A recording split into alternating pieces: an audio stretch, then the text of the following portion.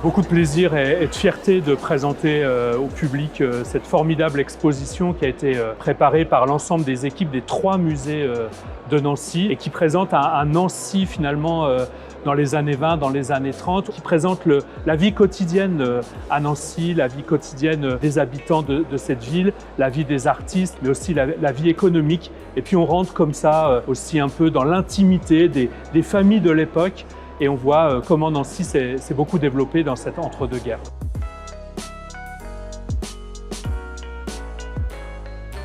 C'est des collections qu'on n'a pas toujours l'habitude de voir, qui pour une part sont des collections des musées de la ville et ce ne sont pas forcément des objets qui sont habituellement présentés dans nos musées. Donc pour l'occasion, ils ont été sortis de nos réserves.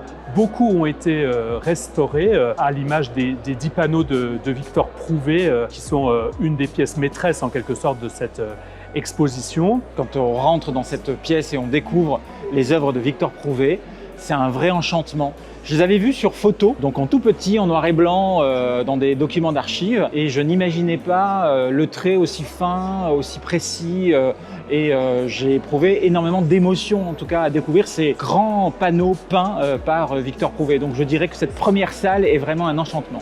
Et puis aussi, effectivement, on y voit autant des œuvres de Victor Prouvé ou d'Émile Gallet que des jouets qu'on avait dans les familles nancéennes à cette époque.